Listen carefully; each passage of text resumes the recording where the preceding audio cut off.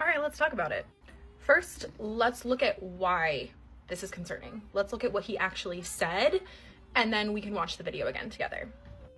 And then we'll play around an experiment and see, what if he was just being a big old silly goose? What if he was joking? Then what? Spoiler alert, it's still a problem. But anyways, now real quick, finding what actually happened is very important to me because I'm not interested in liberal media twisting something to make it sound worse than it is. I'm also not interested in conservative media downplaying it to make it sound better than it is. I want to know what he actually said, and when I looked it up in articles, all I could find were like single word quotes of him saying we were going to own it. So I was like, okay, maybe I was wrong. And then I found this video. So bear in mind, this is me going through multiple sources and finding the actual video of what he actually said. Let's watch it together. Aboard Air Force One. All right, here we go. It's a big mistake to allow people, the Palestinians or the people living in Gaza, to go back yet another time. And we don't want Hamas going back. And think of it as a big real estate site. And the United States is going to own it and will slowly, very slowly, we're in no rush, development. We're going to bring stability to the Middle East, to a totally war-torn part of the Middle East, a part of the Middle East that has caused tremendous problem, the Gaza Strip, and we'll own it. It's totally demolished right now. It's a demolition site. It'll be reclaimed. It'll be leveled out, fixed up. There won't be anybody there. Hamas won't be there. We'll be building through other of the very rich countries in the Middle East. They'll be building some beautiful sites for the people, for the Palestinians to live in. They'll be living in harmony and peace probably for the first time in hundreds of years. Okay, so that is what he said, and that's pretty clear. He's saying we, the US, are going to buy and own Gaza. We, the US, are going to develop Gaza. We, the US, are going to build beautiful things in Gaza. Okay, now let's imagine that I have a plot of land that I've got my eye on and I really want to build a house. So let's say I post freely, I make a video about how I'm going to build a house. I am talking about how I intend to purchase this land. I am talking about how I'm going to build this house, and I post it publicly for all to see. And then I post an AI generated image/video of a medieval castle. Like, let's just say that there's just a medieval castle set in the suburbs, and I post this AI generated video of it where it's got the spires, and inside it's kind of like nicely decorated. It's a little bit dark, but it's not completely unheard of. You've seen castle-like structures in the US before. Let's say that I post that with zero context. I've just said I'm gonna buy land and buy a house, build a house, and then I post this image. It would be my fault if people were like, oh yeah, I saw the castle you're gonna build. That's kind of wild. And if I'm like, what are you talking about? I was kidding. That was a joke. That would be honestly kind of dumb on my part for not being aware of context and for not providing that crucial bit of information that I wasn't being serious. Now, obviously, this is a very silly example in relation to a very serious topic, but I'm using a silly example to try and show it's kind of ridiculous to claim that he was joking. If he was joking, he really needed to have included that context. So now, let's talk about if he was just being a big old silly goose and thought it was hilarious. That's still a really serious issue. He is the leader of our nation, for better or for worse, whatever your beliefs are. I'm pretty sure I know what yours are, specifically the person that I'm responding to, but whoever's watching this video, whatever your beliefs are, it's an indisputable fact that Trump is the president of the United States, and that comes with a lot of power. It also comes with a lot of prestige. It also puts you in a very delicate position where you are liaising with leaders of other nations, where you are making and breaking alliances, where things are being built up and torn down at your direction. It's a lot of responsibility is what I'm saying. And unlike me building a ridiculous house just because I can, this kind of a situation, when you have this much power, this has international implications. So it's so heavy. It is so heavy. And your positive or negative actions have a huge impact. Your missteps are serious.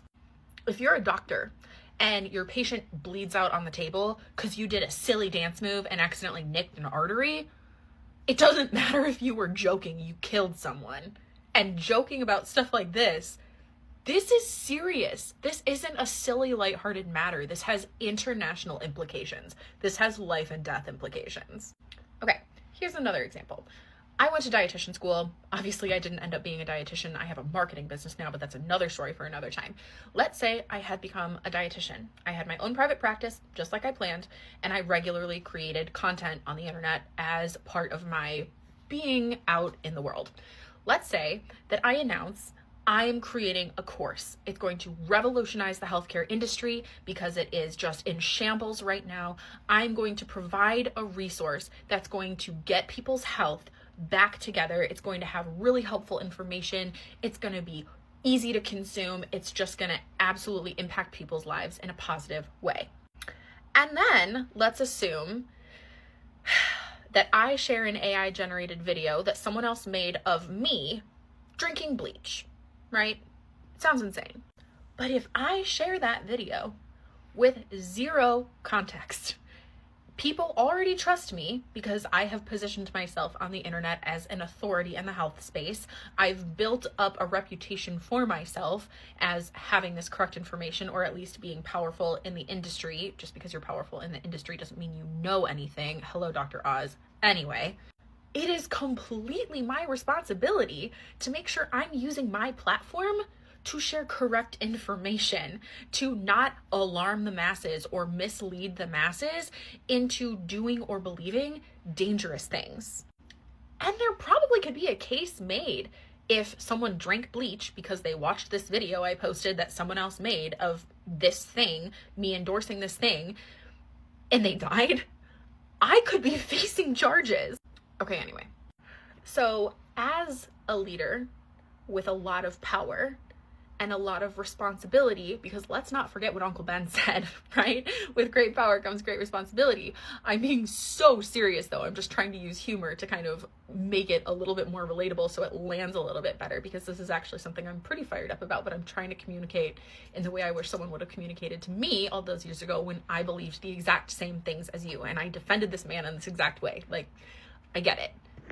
But if you are a leader with prestige and power and responsibility, there's responsibility that comes along with that. You bear the burden of representing an entire nation. And you are claiming to be a Christian leader of a Christian nation, whatever that's supposed to mean. So again, let's go down this rabbit trail of Trump was kidding. And also, Trump, in his heart of hearts, wants to serve the Lord. He wants to represent Christ. He wants to lead America to Christ. Let's assume all of that. Let's assume the very best here. Scripture's pretty clear about saying what you mean. Yeah, let your yes be yes, let your no be no. There's not really a whole lot of room for presenting something that could be taken seriously as a joke and then playing it off that you've done nothing wrong. But let's table even that.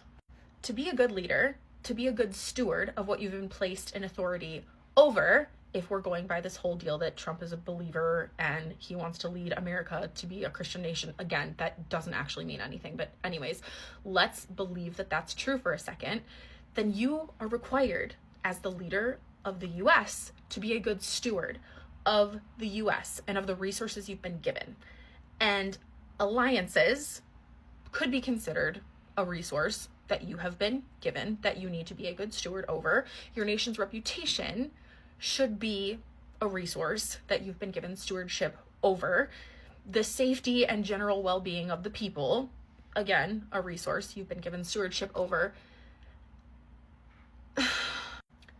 And making jokes like this, even if it's explained, is pretty poor stewardship of those resources.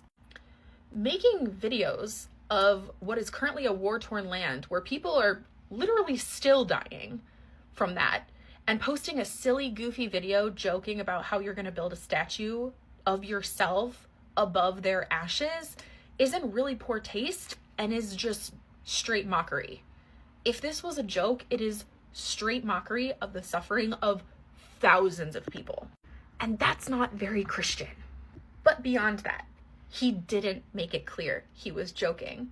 Which, again, let's go back to my example. If I say I'm gonna build a house, and then I post a video of a house with zero context, it's pretty reasonable to assume that's the house I'm gonna build. Add on to the fact that there's already golden towers here in America with Trump's name on it. Some of the stuff in the video already exists just here in America. So I get wanting to go, oh, he's just having fun. He's just goofing around. Come on, guys, lighten up. I've been there and I've said those exact things before. Oh, and the libs, right? Liberals take everything so seriously. I've said that. I've posted jokes mocking liberals, and I'm not a liberal, for the record. I'm also not a conservative. I just despise politics and want what Jesus would want, and this isn't it. Mocking your political opponents is not Christ-like. If this was a joke, it was making a mockery of the suffering of thousands and thousands of people, and making a mockery of the people who are upset about that.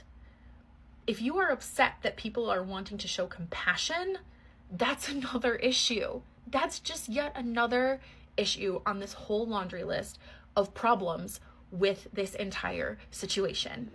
So all this to say, no matter which way you slice the cake, this was a really bad move. As a leader, as a president, as a believer, as a leader of believers, no matter which way you slice it, this is incredibly poor leadership.